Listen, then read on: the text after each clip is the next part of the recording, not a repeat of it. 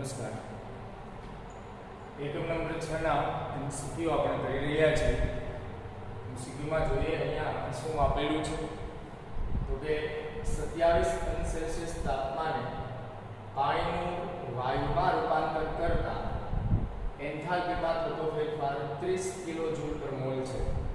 અહીંયા આપણને તાપમાન આપેલું છે T 27 અંશ સેલ્સિયસ, જેને કેલ્વિનમાં ફેરવીએ તો +273 કરતા 300 કેલ્વિન તાપમાન થઈ જશે. જ્યારે એન્થાલ્પીનો ફેરફાર એટલે કે ડેલ્ટા H જે 30 કિલો જૂલ પર મોલ એટલો એવો. એ સિવાય ડેલ્ટા S આપણે અહીંયા શોધવાનો છે. તો ભાઈ સીધું સૂત્ર નીચે છે તમારું કે delta S delta H upon T. Delta H ની કિંમત છે 30,000 જૂલ પર મોલ. 30,000 જૂલ પર મોલ એટલા માટે કે કારણ કે આપણે અહીંયા જે કાંઈ બધા ઓપ્શન આપેલા છે એ ઓપ્શન જૂલ પ્રતિ મોલમાં છે, તો એને પણ આપણે જૂલ પ્રતિ મોલમાં કન્વર્ટ કરીએ. ના છેદમાં થઈ જશે T તાપમાન 300 કેલ્વિન. તો અહીંયા આપણે ગણતરી કરીએ તો 2 શૂન્ય અને 3 એટલે કે 100 બચશે. તો આવી જશે 100 જૂલ પર મોલ ઇન્ટુ કેલ્વિન, એટલે કે joule kelvin inverse into mall inverse વાળો. તો આન્સર થશે 100 જૂલ વાળો, એટલે કે ડી ઓપ્શન થશે. ચોથો ઓપ્શન આન્સર આવશે. એ સિવાય આગળ નેક્સ્ટ ગ્રેફાઇટનું હીરામાં રૂપાંતર માટે. ગ્રેફાઇટનું હીરામાં રૂપાંતર આપણે જાણીએ છીએ કે કાર્બનના આ બંને અપર રૂપો છે, ગ્રેફાઇટ અને હીરો. તે બંનેને ફેરવવાના છે એકબીજામાં, ત્યારે થતા એન્થાલ્પીના ફેરફાર કેટલો છે તે શોધવાનો છે. અહીંયા આપણને બંનેના સમીકરણ આપેલા છે. ઘણી વખત આપણે સમીકરણ ન આપતા એવું પણ આપતા હોય છે કે ગ્રેફાઇટની પ્રક્રિયા દરમિયાન x કિલોજૂલ જેટલી ઉર્જા નો ફેરફાર થાય છે અને હીરાની પ્રક્રિયા દરમિયાન y કિલોજૂલ જેટલી ઉર્જાનો ફેરફાર થાય છે. તો આપણે જાતે આ સમીકરણ બનાવવા પડતા હોય છે કે કાર્બન છે હવામાં દહન કરે તો હવામાં દહન કરવું એટલે જ થતું હોય છે ઓક્સિજન વાયુ સાથે પ્રક્રિયા કરવી. એટલે કાર્બનની ઓક્સિજન વાયુ સાથે પ્રક્રિયા કરતા તેમાંથી આપણને કાર્બન ડાયોક્સાઇડ મળતો હોય છે. તો x કિલોજૂલ અને y કિલોજૂલ આપણને ત્યાં એન્થાલ્પીનો ફેરફાર મળે છે. હવે આપણને આ બે સમીકરણ પરથી આપણે કેમાંથી કેનું રૂપાંતર કરવાનું છે? ગ્રેફાઇટમાંથી હીરામાં રૂપાંતર કરવાનું છે. તો આને આપણે સમીકરણ નંબર 1 કહીએ, આને આપણે સમીકરણ નંબર 2 કહીએ. બરાબર. હવે આ સમીકરણ નંબર 1 છે એટલે તો હું એમ જ લખીશ carbon graphite plus O2 gas it gives CO2 gas, અને ત્યારે થતો એન્થાલ્પીનો ફેરફાર x કિલોજૂલ છે. x કિલોજૂલ છે. એ સિવાય આ જે સમીકરણ છે સમીકરણ નંબર 2 તેને આપણે ઉલટાવવું પડશે.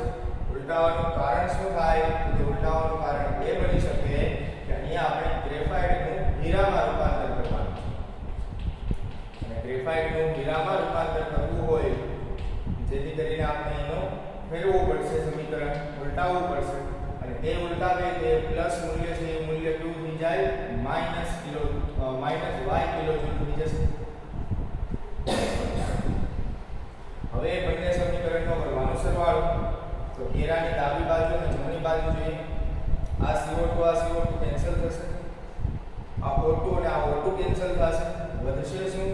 કે કાર્બન ગ્રેફાઇટ અને કાર્બન હીરો. તો થયું ને ગ્રેફાઇટનું હીરામાં રૂપાંતર, અને ત્યારે તેની એન્થાલ્પીનો શું કરવાનો રહે? સરવાળો. તો ટોટલ એન્થાલ્પીનો ફેરફાર કેટલો બની રહેશે? તો કે x અને y પ્લસ માઈનસ આ બંનેનો સરવાળો કરવાનો, પરંતુ પ્લસ માઈનસ શું થશે? માઈનસ. એટલે આન્સર તો દિયા છે x y કિલોજૂલ. તો આન્સર બનશે x y કિલોજૂલ, એટલે કે બી ઓપ્શન બનશે. એટલે કે બી ઓપ્શન થશે x y કિલોજૂલ પર મોલ. આ એક જ મોલ માટે છે એટલે અહીંયા આપણને મોલ વાળું આવશે.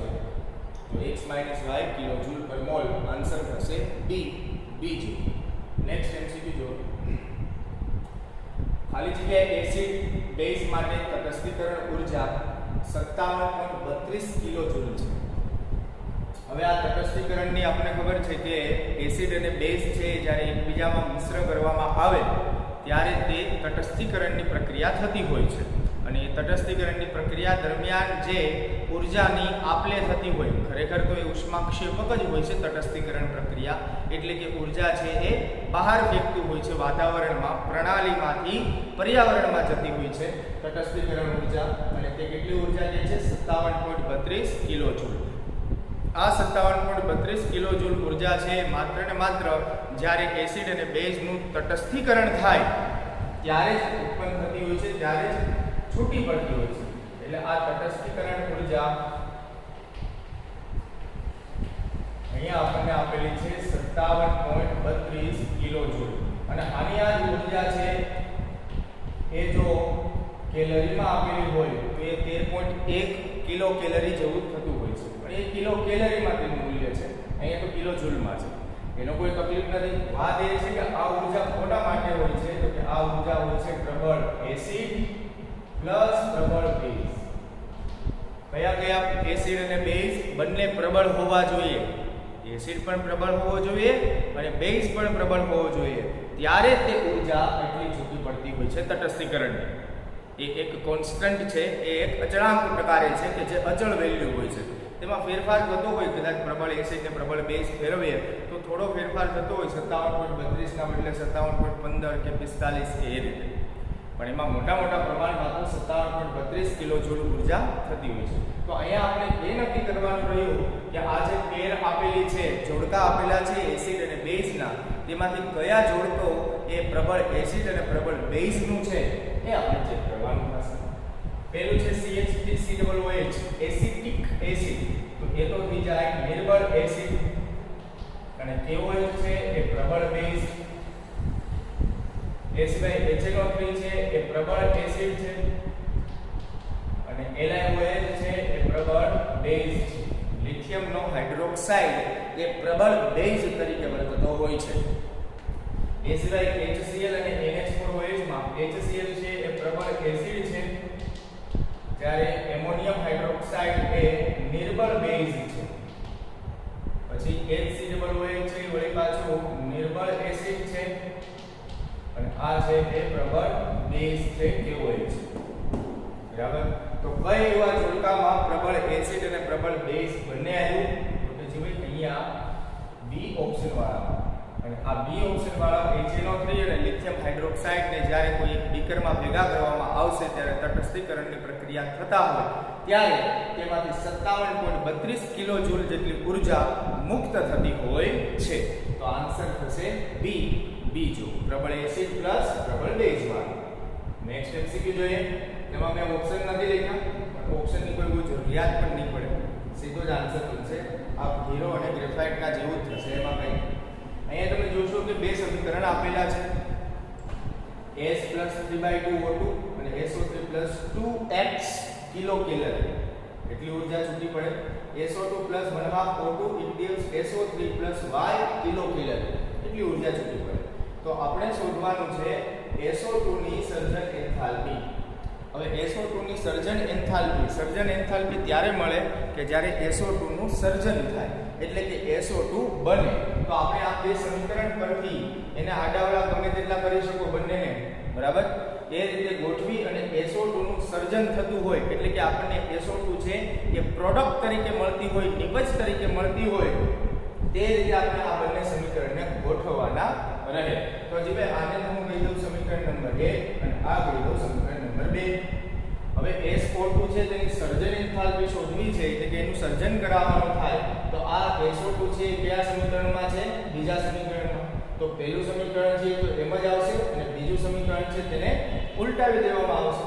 તો જે ભાઈ પહેલું સમીકરણ છે એને એમને મત લખીએ તો S + 3/2O2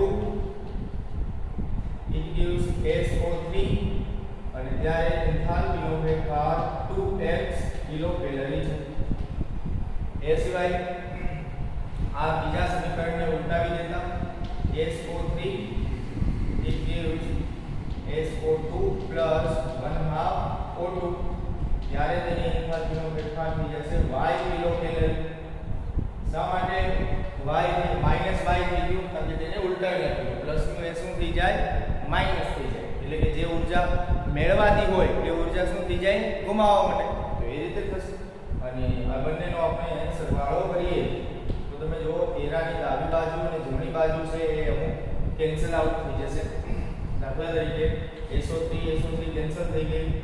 એ સિવાય આ બાજુ શું વધશે? તો કે આ S પ્લસ 3/2 O2 એને પછી કેન્સલ કરી દઈશું. 3/2 O2 અને આ તરફ થયું SO2 પ્લસ 1/2 O2. હજી આ બંનેમાંથી કેન્સલ થાય. તમે જુઓ બંને બાજુ ઓક્સિજન છે. 3/2 એટલે થાય ડોટ, એટલે કે 1.5 O2 અને આ છે 0.5. તો બંને બાજુથી કેન્સલ કરીએ તો આ અડધો જાય તો આ એક જ વખત O2 વધે, એટલે કે S plus O2 it gives SO2, એટલે કે આ SO2 નું સર્જન થયું. SO2 પ્રક્રિયામાં નિપજ તરીકે મળ્યું. તો ત્યારે આ બંનેનો શું થાય? સરવાળો. અને બંનેનો સરવાળો કરીએ તો ત્યારે ડેલ્ટા H એન્થાલ્પીનો ફેરફાર કેટલો આવશે? 2x y kilo calorie. એટલે કે SO2 ના સર્જન એન્થાલ્પી, SO2 ના સર્જન દરમિયાન કેટલી ઊર્જાનો ફેરફાર થશે? તો કે 2x y કિલો કેલરી જેટલી ઊર્જાનો ફેરફાર થશે. એટલે કે અહીંયા આન્સર થઈ ગયો 2x y. અહીંયા આપણને આ MCQ માં શું આપેલું છે? ધ્યાનથી જોવા જેવું MCQ કે જ્યારે 0.5 મોલ HNO3 ના દ્રાવણને 0.3 મોલ OH માઈનસ સાથે મિશ્ર કરવામાં આવે ત્યારે, એટલે કે એક એસિડ છે અને એક બેઝ છે, એ બંનેને ભેગા કરે છે એટલે તટસ્થીકરણની પ્રક્રિયા થાય છે. મિશ્ર કરવામાં આવે ત્યારે મુક્ત થતી ઊર્જા ખાલી જગ્યા હશે. હવે અહીંયા આપણને કિલો જૂલમાં ઊર્જા છે એ આપેલી છે. તો આપણે એટલી વસ્તુ યાદ રાખવી પડશે, ધ્યાનથી વાત જોવી પડશે કે અહીંયા 0.5 મોલ HNO3 સાથે 0.3 મોલ જ બેઝ છે. અને અહીંયા તમે ધ્યાનથી જોશો કે HNO3 છે તેની બેઝિકતા પણ એક જ હોય છે. એટલે કે એસિડનો 1 મોલ ની સામે બેઝનો 1 મોલ તટસ્થીકરણ પામે. તો અહીંયા બેઝના તો 0.3 મોલ જ છે, તો સામે HNO3 ના પણ 0.3 મોલ જ તટસ્થીકરણ પામશે. એટલે કે આપ્યા ભલે 0.5 પરંતુ 0.5 માંથી 0.2 એ પડ્યા રહેશે એમના, જ્યારે 0.3 નું જ તટસ્થીકરણ થશે. એટલે કે અહીંયા આપણે લખવાનું પડશે કે HNO3 ની બેઝિકતા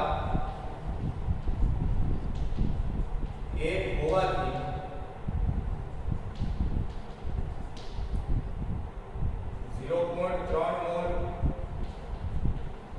OH માઈનસ એટલે કે બેઝ સાથે માત્ર 0.3 મોલ HNO3 નું જ તટસ્થીકરણ થશે. એટલે કે 0.3 મોલ નું જ તટસ્થીકરણ થાય છે. આ 0.3 મોલ અને આ 0.3 મોલ. તો હવે આપણે જાણીએ છીએ કે તટસ્થીકરણ ઊર્જાનું મૂલ્ય કેટલું હોય છે.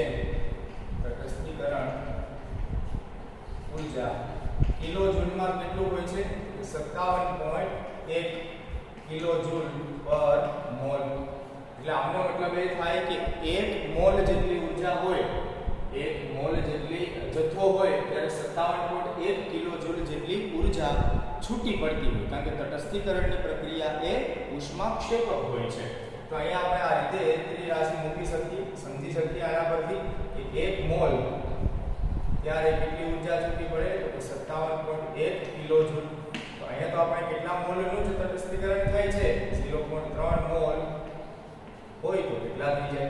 તો જે સીધું ને સરળ 57.1 ગુણ્યા 0.3, તો એ બંનેનું તમે કેલ્ક્યુલેશન કરો એટલે આ 1 પોઈન્ટ આ બાજુ આવશે તો 3 થઈ જશે. જ્યારે આ 1 પોઈન્ટ આ બાજુ લઈ જઈએ બંનેને તો 3 કા 1 વાળો આવશે. એટલે કે અહીંયા તો કેલ્ક્યુલેશન કરતા આન્સર બનશે 17.1 કિલો જૂલ પર મોલ. કેટલો આન્સર થશે ભાઈ? 17.1 કિલો જૂલ પર મોલ જેટલો આન્સર થઈ જશે. એ સિવાય આગળ નેક્સ્ટ એમસીક્યુ એટલે કે અહીંયા ઓપ્શન કયો સાચો થઈ ગયો? એ ઓપ્શન બની ગયો. એ ઓપ્શન થઈ ગયો. એ સિવાય નેક્સ્ટ એમસીક્યુ આપણે ખૂબ મજાનો છે અને ખૂબ મોટું અને આપણને આપેલું છે. હવે આપણે એક વસ્તુ જાણીએ છીએ, એમસીક્યુ શરૂ કર્યા પહેલા કહી દઉં કે બોમ્બ કેલરીમીટર છે એ કેટલી ઉર્જાનો ફેરફાર થતો હોય એ ઉર્જાનો ફેરફાર માપતું હોય છે બોમ્બ કેલરીમીટર. અહીંયા આપણને એ બોમ્બ કેલરીમીટરનું જે સાધન હોય તેમાં કયો પદાર્થ ઉમેરેલો છે? તો કે NH4NO3 એમોનિયમ નાઇટ્રેટ ઉમેરેલો છે. તો હવે એમોનિયમ નાઇટ્રેટ ઉમેરેલો છે 1 ગ્રામ. નમૂનાને બોમ્બ કેલરીમીટરમાં જુદું પાડવામાં આવે છે, એ એની પ્રક્રિયા છે એમાં. ત્યારે તે કેલરીમીટરનું તાપમાન વધીને 6.12 કેલ્વિન જેટલું થાય છે. કેટલું વધી જાય છે? 6.12 કેલ્વિન જેટલું વધે છે. જો પ્રણાલીની ઉષ્મા ક્ષમતા 1.23 કિલોજૂલ પ્રતિ ગ્રામ ઇન્ટુ ડિગ્રી, એટલે કે કિલોજૂલ પ્રતિ ડિગ્રી. ડિગ્રી એટલે કે અનસેલ્સિયસ. ડિગ્રી એટલે શું થઈ જશે ભાઈ? અનસેલ્સિયસ. આ એક વસ્તુ એ પણ ધ્યાન રાખવું પડશે, જે પહેલા ચેપ્ટરમાં સમજીને આવ્યા કે અનસેલ્સિયસ અને કેલ્વિન નો તફાવત સમાન હોય છે. તફાવત સમાન હોય છે અથવા તો કહી શકાય કે ફેરફાર સમાન હોય છે. બરાબર? જો પ્રણાલીની ઉષ્મા ક્ષમતા 1.23 કિલોજૂલ જેટલી હોય તો NH4NO3 ની મોલર વિઘટન ઊર્જા ખાલી જગ્યા હશે, એટલે કે 1 મોલની કેટલી ઊર્જા હશે એ આપણે શોધવાનું થાય છે. તો એ તમે જોશો, પહેલા તો આપણે આ આંકડાનો ઉપયોગ કરવાનો થશે કે જે ભાઈ 1.23 કિલોજૂલ પ્રતિ ડિગ્રી છે, એટલે કે 1 ડિગ્રી જેટલું, એટલે કે 1 કેલ્વિન જેટલો જો ફેરફાર થતો હોય ને ત્યારે 1.23 કિલોજૂલ પ્રતિ ગ્રામ જેટલો એની ઉષ્મા ક્ષમતા, એટલે કે ઉષ્મા છૂટી પડતી હોય ત્યાં. તો અહીંયા આપણે ત્રિરાશિને આ રીતે મૂકવાની થશે કે જે ભાઈ 1 કેલ્વિન, કેલ્વિન કહો અથવા તો કહો 1 અંશ બંને સરખું થશે, કારણ કે બંનેનો ફેરફાર છે કેવો હોય? સમાન હોય, તફાવત સમાન હોય. તો 1.23 ત્યારે 1.23 કિલોજૂલ પ્રતિ ગ્રામ જેટલી ઊર્જા, જેટલી ઉષ્મા છૂટી પડે છે, તો આપણી પાસે જેટલી ઊર્જા છૂટી પડે છે 1 કેલ્વિન, આપણે તાપમાન કેટલું છે? 6.12 કેલ્વિન હોય એટલો ફેરફાર થતો હોય ત્યારે કેટલી છૂટી પડે? તો એ બંનેનો થઈ જશે ગુણાકાર. 1.23 ગુણ્યા 6.12 કિલોજૂલ પ્રતિ ગ્રામ ઇન્ટુ કેલ્વિન. અને એમ જ રાખશો, કેલ્ક્યુલેશન અહીં નહીં કરી. બરાબર? એ સિવાય હવે તમે જોવો કે આ કિલોજૂલ પ્રતિ ગ્રામ છે, એટલે કે 1 ગ્રામે આટલી ઊર્જા છે એ કિલોજૂલમાં છૂટી પડે છે. તો આપણે કોના મોલર વિઘટન, એટલે કે કોના મોલની ગણવાની છે? NH4NO3 ના. તો પહેલા તો આપણે NH4NO3 નું આણ્વીય દળ શોધવું પડશે. એમોનિયમ નાઇટ્રેટનું આણ્વીય દળ, તો એમનું આણ્વીય દળ 2 નાઇટ્રોજન છે એટલે 28, 3 ઓક્સિજન છે તો એ 48 અને 4 હાઇડ્રોજન છે એ તો 4 થશે. 20 ને 2 4 4 ને 8 80 ગ્રામ પર મોલ જેટલો તેમનો આણ્વીય દળ આવે, એટલે કે 80 ગ્રામ જેટલું. 1 મોલ એટલે કેટલું થશે? 80 ગ્રામ થઈ જશે. અહીં આપણે મોલર વિઘટન કીધી છે, એટલે કે 1 મોલની શોધવાની કીધી છે.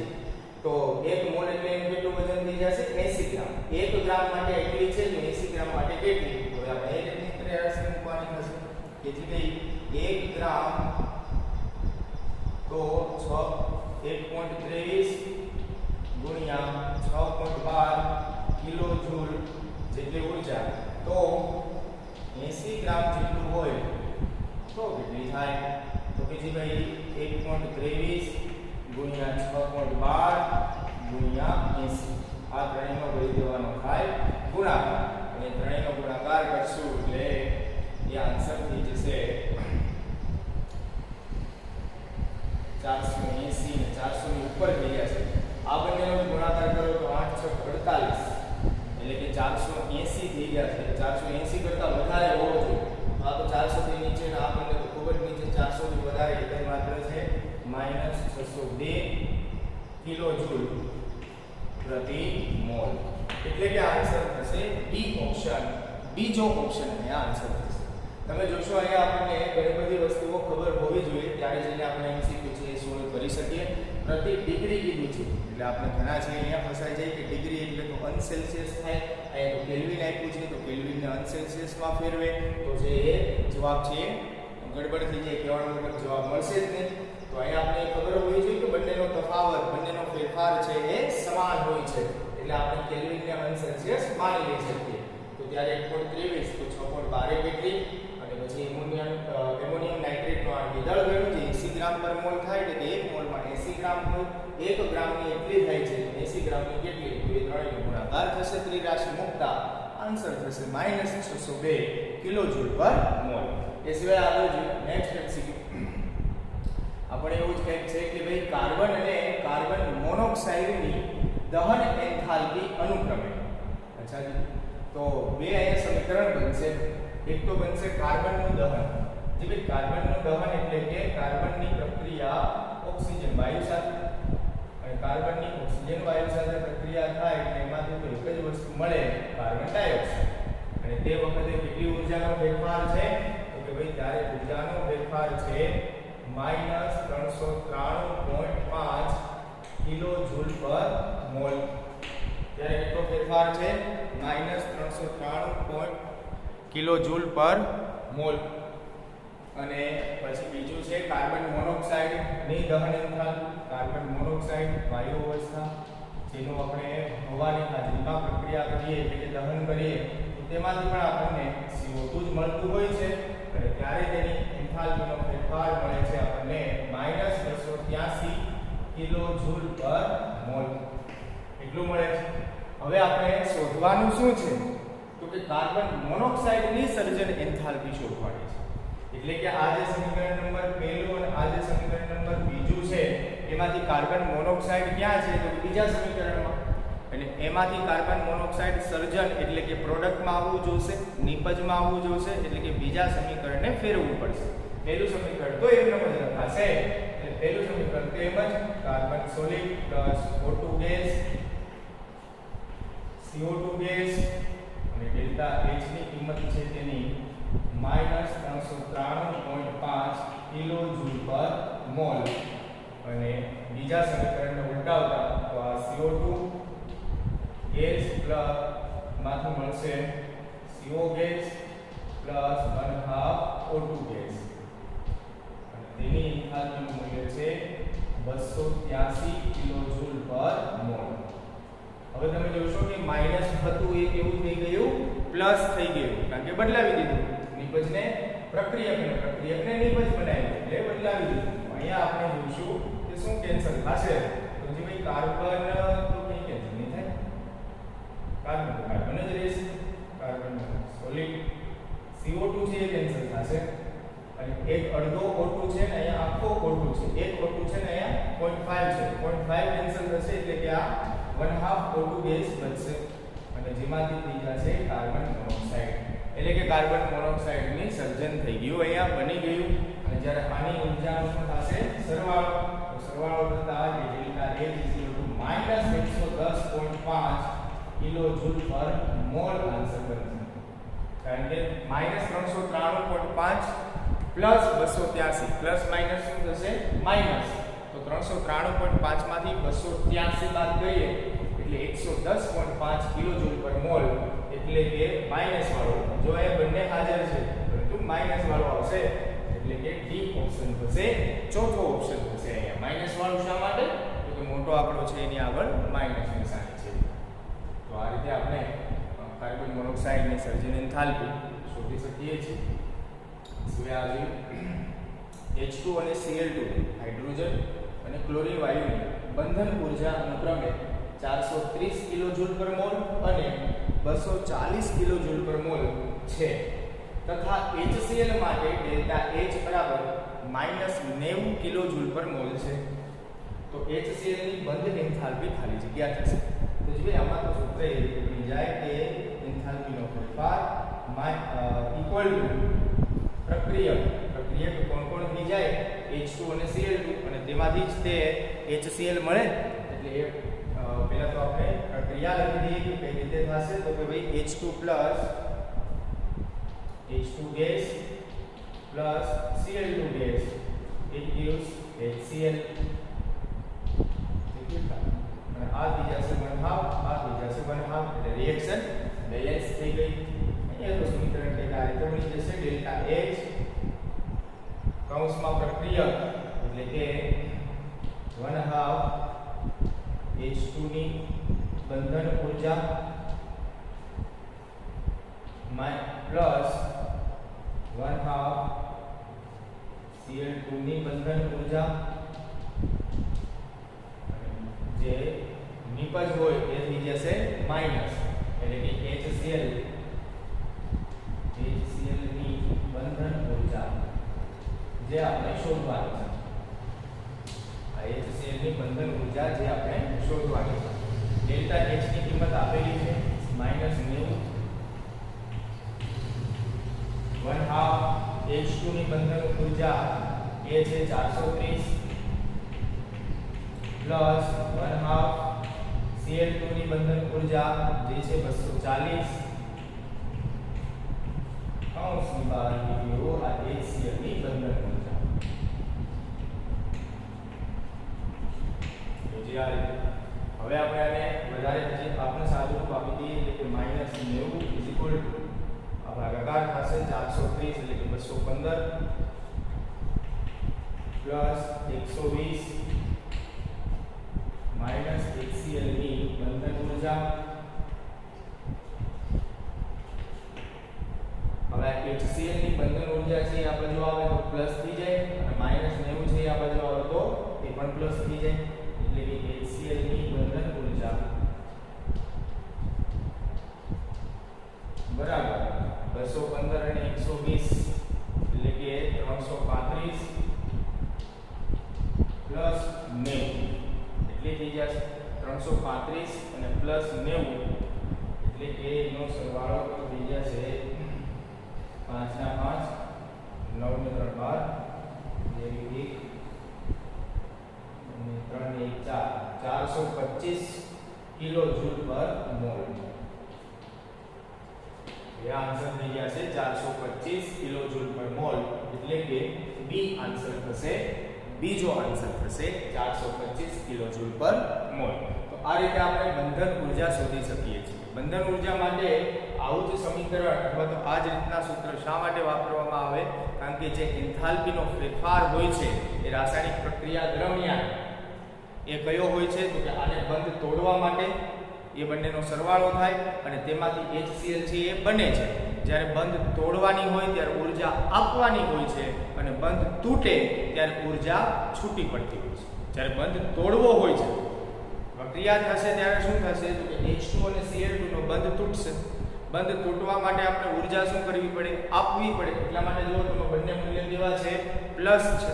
જ્યારે HCl છે એની સર્જન એન્થાલ્પી એટલે કે એન્થાલ્પી બને છે ત્યારે એન્થાલ્પીનો ફેરફાર કેટલો?